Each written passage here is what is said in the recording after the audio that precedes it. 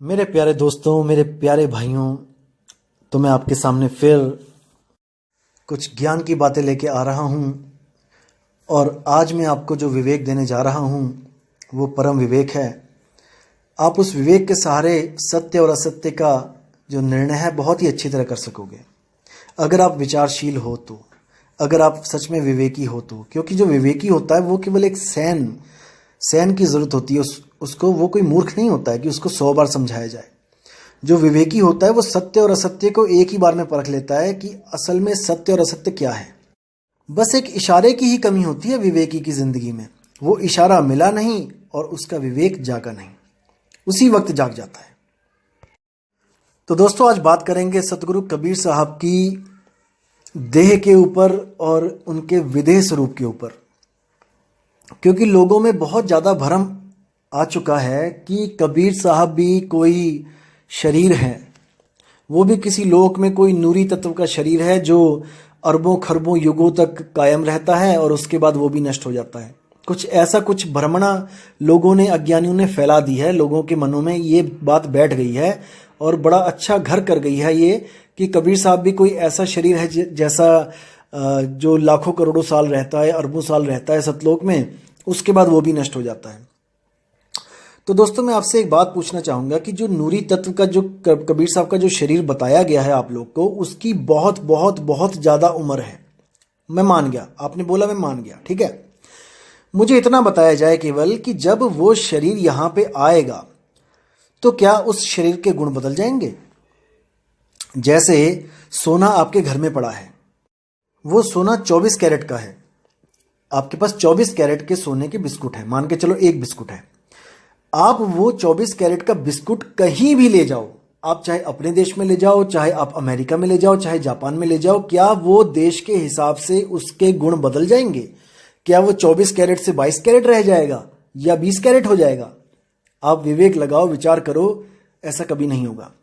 तो जब वही नूरी तत्व जो बोला गया, प्रकाश पुंज का जो तत्व कबीर साहब का बोला गया कि शरीर है, वो सतलोक में अरबों खरबों साल तक जीवित रहता है, उसके बाद वो खत्म हो जाता है।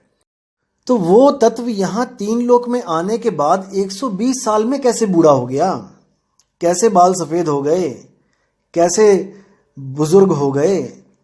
ये इसका जवाब आपको नहीं दिया जाएगा। आप पूछोगे भी तो आपको कोई नहीं बताएगा, क्योंकि इसका कोई जवाब नहीं होगा उनके पास।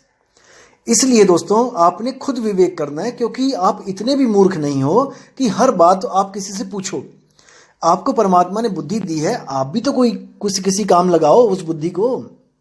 नहीं तो जानवर देख लो, जानवर बिना बुद्धि के घूम रहे हैं। भाई, आप जानवर तो नहीं हो ना, आप तो इंसान कैटेगरी में हो। आपको विवेक दिया है, बुद्धि दी है, इसीलिए दी है ताकि आप सत्य असत्य का निर्णय करो। इसलिए नहीं दी है कि आप छोटी छोटी बात भी किसी से पूछ के करो, क्योंकि अगर छोटी सी बातें भी अगर किसी से पूछ के करोगे तो आप उसके गुलाम हो गए, आप गुलामी में चले गए। आप अपनी बुद्धि को साइड में रख दिया है और दूसरे की बुद्धि से काम कर रहे हैं। अब दूसरे की बुद्धि जैसे आपको चाहेगी वैसे न चाहेगी। इसलिए दोस्तों, अपनी बुद्धि पे विश्वास करो। परमात्मा ने आपको भी वो दात बख्शी है जो बाकियों को बख्शी है, क्योंकि वो कभी किसी के साथ भेदभाव नहीं करता। वो कभी किसी के साथ भेदभाव नहीं करता, लेकिन आपने कैसे बुद्धि को यूज करना है ये आपने देखना है। कितना विवेक आप जगा सकते हो ये आपने देखना है। मेरा काम है आपको विवेक देना और आपका काम है मेरे विवेक पे अपना विवेक लगाना। बस यही 2 काम है। मैं आपको विवेक दूंगा और आप मेरे विवेक पर अपना विवेक लगा के ये जानोगे कि सत्य क्या है और असत्य क्या है। बस इतना भी अगर आपने काम कर लिया तो वो सत्य आपसे दूर नहीं है। हाँ, ये सच है दोस्तों कि हमारे देश की ये विडंबना है कि हमारे देश में ऐसे ऐसे गुरु घंटाल आ गए हैं जिन्होंने भक्ति को मस्ती बना के रख दिया है। जो आपको तो बड़ी बड़ी बातें करेंगे, माया से दूर रहो, काम क्रोध से दूर रहो, और खुद उसमें लिप्त रहेंगे। आपको कहेंगे कि ज़्यादा पैसे दिमाग खराब कर देते हैं, और वही गुरु सत्संग करने के 5-5, 10-10 लाख रुपए और पता नहीं क्या क्या आपसे मांगेंगे। तो दोस्तों, ये सच में एक विडंबना है। इस प्रथा को हमने ख़त्म करना है, लेकिन 5 उंगलियां एक सी नहीं होती हैं दोस्तों। अब कोई कहे कि सब संत चोर हैं, सब संत डाकू हैं, तो भाई ऐसा भी नहीं है। कबीर साहब ने क्या किसी से मांगा? मुझे बताओ। वो तो क्या क्या कहते हैं, कहें कबीर कुछ उद्यम कीजिए, आप खाओ दूजों को दीजिए। वो तो कहते हैं कुछ काम करो। वो तो चरखा काटते रहे, अपना कपड़ा बुनते रहे। तो आप उनको उनके साथ शामिल नहीं कर सकते हो कि जो चोर उचक्के हैं, जो गुरु हैं, पाखंडी हैं। अब नानक साहब का लगा लो आपने, नानक साहब ने किससे क्या मांग लिया बताओ, कितने लोगों से चंदा इकट्ठा कर लिया बताओ। ऐसा नहीं होता। देखो वो समय कुछ और थे। उस समय कोई कारें नहीं थी, कोई बस नहीं थे, नानक साहब पैदल जाते थे। ठीक है, जो मिल जाता था, कोई सत्संगी सत्संग करते थे, जो ईमानदार होता था उसके घर खाना भी खा लेते थे वो, क्योंकि उन्होंने प्रचार किया। कहाँ कहाँ जाके प्रचार किया बताओ। अगर वो कोई नौकरी करते तो क्या वो प्रचार कर पाते? खेती बाड़ी करते थे तो क्या खेत वो सिर पे उठा के लेके गए थे क्या, कि वो खेती भी करते और प्रचार भी करते? देखो दोस्तों, समय के बदलने के साथ स्रोत भी बदल जाते हैं, इसको हमेशा समझना है दोस्तों। आज आपने मान लिया कि मुझे ज्ञान हो गया, ठीक है, और आज हमारे हाथ में मोबाइल भी है, इंटरनेट भी चल रहा है। आप अपनी ही बात लाखों लोगों को बता सकते हो यूट्यूब के द्वारा। दोस्तों आज बता सकते हो ना। अगर आज से 100 साल पहले आपको ज्ञान हो गया होता तो आप क्या करते होते बताओ। आज आपके मन में प्रचार करने का जो इच्छा प्रकट हो गई कि नहीं, जैसे बाकी लोगों को जो आत्मज्ञान होता है वो इस दुनिया को छोड़ के चले जाते हैं, लेकिन मेरे मन में आया कि मैं प्रचार करूं और मैंने यूट्यूब पे चैनल बना लिया। दोस्तों आज इसलिए बना लिया क्योंकि आज ये सुविधाएं हैं। अगर 100 साल पहले आपको ये आत्मज्ञान हो गया होता, आप समझ रहे हो मैं किसके लिए बोल रहा हूं, उन आत्मज्ञानियों के लिए बोल रहा हूं जो स्वयंभू आत्मज्ञानी बन जाते हैं। तो अगर उनका 100 साल पहले अगर उनको आत्मज्ञान हो गया होता और वो लोक कल्याण के लिए निकलते घर से, तो दोस्तों वो क्या करते आज बताओ। आज तो अपना बिजनेस है, पैसा आ रहा है, यूट्यूब भी है, चैनल भी है, लोगों तक बात भी पहुंच रही है। अगर 100 साल पहले वो करना चाहते प्रचार, तो कैसे करते? क्या वो घर से बाहर नहीं निकलते? अगर वो नौकरी भी करते, बिजनेस करते और प्रचार करते तो कितनी दूर चले जाते? रोज उनको घर वापस आना पड़ता शाम को, क्योंकि सुबह उन्होंने दफ्तर भी जाना है। आप सोचिए दोस्तों, क्योंकि सोचने में टैक्स नहीं लग रहा है, सोचने में पैसे नहीं लग रहे हैं। आप सोचो केवल कि आज आपको अगर कोई अच्छा लग रहा है कि वो प्रचार कर रहा है और कुछ ले भी नहीं रहा है, बहुत अच्छी बात है कि कुछ नहीं ले रहा है, अच्छी बात है। ये क्यों नहीं ले रहे हैं ये भी मैं आपको बताऊंगा। तो अगर आप उस वक्त प्रचार करना हो आपने, जब सुविधाएं नहीं थी, तब आपको घर बार छोड़ना ही पड़ता, वरना आप ज़्यादा से ज़्यादा 10 किलोमीटर, 20 किलोमीटर, 30 किलोमीटर से आगे नहीं निकल पाते। समझने वाली दोस्तों बात है। और अगर बाबा नानक की तरह आप प्रचार करते, गली गली शहर शहर घूम के, तो आपको पैसों की जरूरत पड़ती। ऐसा नहीं है कि नहीं पड़ती। तो पैसा कहाँ से आता?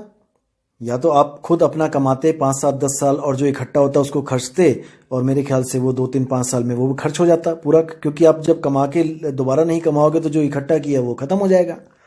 तो उसके बाद एक ही जरिया रह जाता है कि आप सेवा लो, अपने लिए मत लो। कबीर साहब ने इसको भी बोला है कि सेवा किस तरह की होनी चाहिए।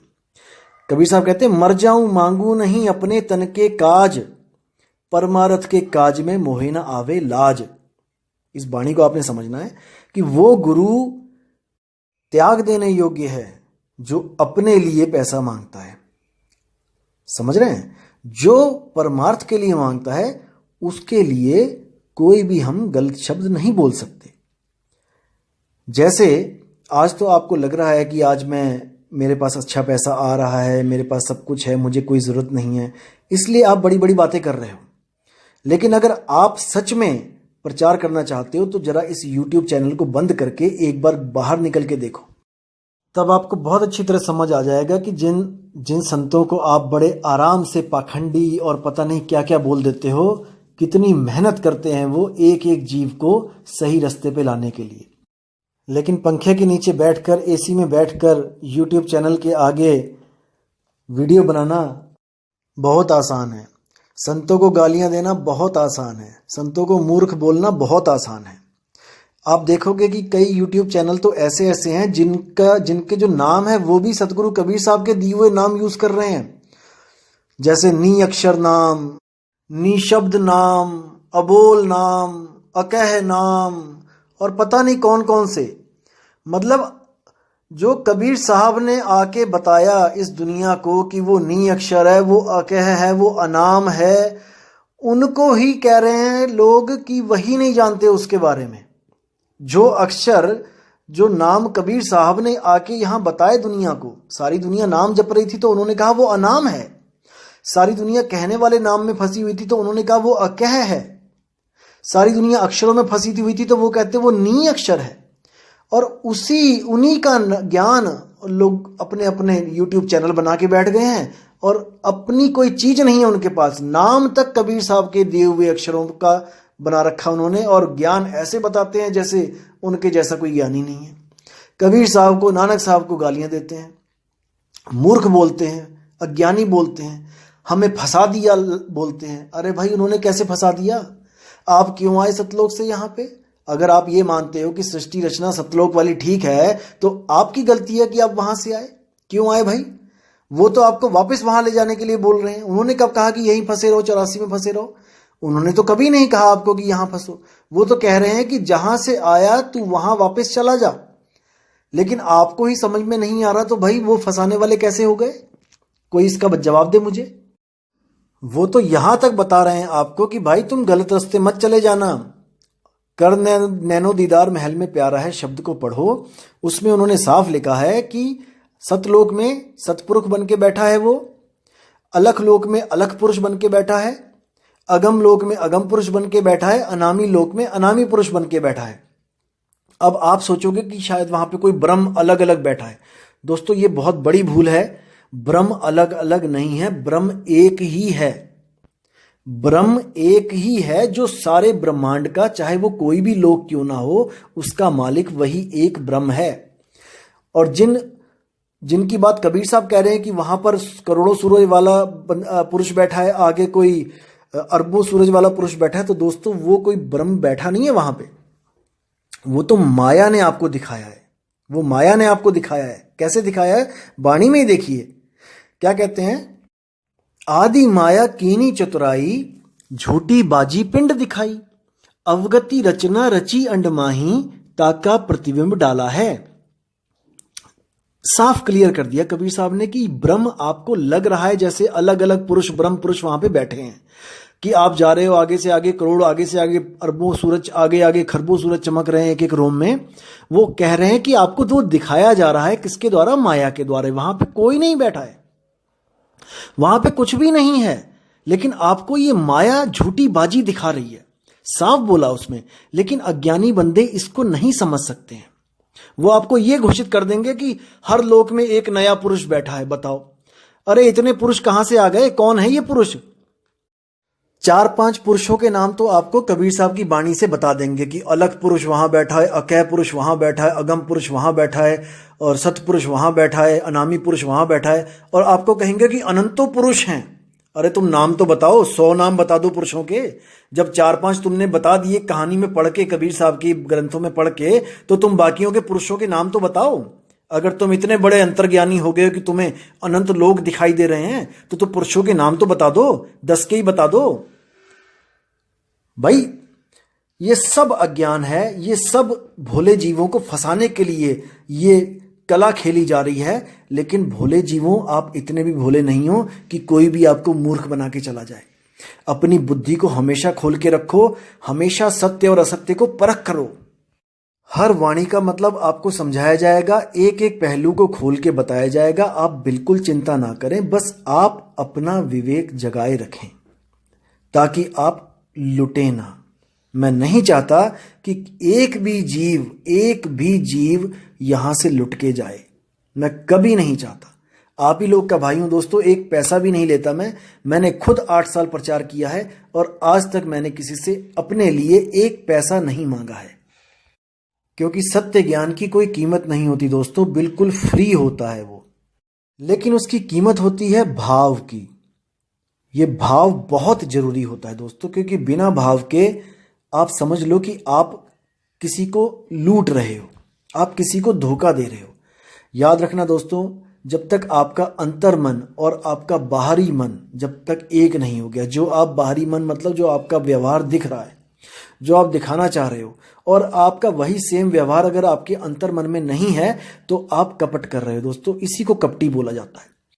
ऐसे ही लोगों को नाम देने के लिए धर्मदास को कबीर साहब ने रोका। उन्होंने बोला, धर्मदास तुझे लाख दुहाई, सार शब्द बाहर ना जाई, गुरमुख को तुम देव बताई, और कपटी से तुम राख छुपाई। क्योंकि ऐसे कपटियों को उस ज्ञान का मोल तो पता नहीं लगता, लेकिन वो क्या करते हैं, वो कोई अलग पंथ चला के, अलग आश्रम बनाकर और वहाँ पर दुनिया को लूटना शुरू करते हैं, बाणी वही बोलना शुरू कर देते हैं, भेद भी अगर मिल जाता है उनके पास उसका भी मिसयूज करना शुरू कर देते हैं, लोगों को लूटते हैं। इसलिए धर्मदास को बोला कि धर्मदास परखो, कोई भी शिष्य आपके पास आता है उसको सीधे सार शब्द मत बताओ। कबीर साहब ने बोला धर्मदास को कि जब तक परख नहीं होगी। दोस्तों, आज अगर हम स्कूलों में बच्चे अपने डालते हैं तो वहां पे भी तो परख हो रही है, वहां पे भी तो एंट्रेंस एग्जाम हो रहा है। अगर आप वहां पे जाके भिड़ जाओ कि आप क्यों एंट्रेंस एग्जाम ले रहे हो, क्यों बच्चों को परख कर रहे हो, बच्चों की एडमिशन दो सीधे, कहने का मतलब सीधे नाम दो, आप क्यों दोबारा दोबारा आश्रम पे बुला रहे हो, तो दोस्तों वहां पे आपकी दाल नहीं गलेगी। यहाँ तो आपको बड़ा अच्छा लगेगा, गुरुओं के लिए तो आपको बड़ा अच्छा लगेगा कि आप जाओ और सीधे नाम मिल जाए। आप अगर स्कूल खोल लो, अपने ऊपर लेके देखो, आपने कोई स्कूल खोल लिया और आपके स्कूल में एक से एक नालायक बच्चे आपके स्कूल में आ जाएं और आप वो सब फेल होंगे तो आपके स्कूल की रेपुटेशन खराब होगी, आप कभी नहीं चाहोगे। इसीलिए आप एंट्रेंस एग्जाम को प्रमोट करोगे, आप उसको सही ठहराओगे, क्योंकि आपके ऊपर बनाई ना। अब दूसरों का जो है वो तो आसान होता है, दूसरों के ऊपर उंगली उठाना, जब अपने ऊपर उठती है तो वो मुश्किल होता है।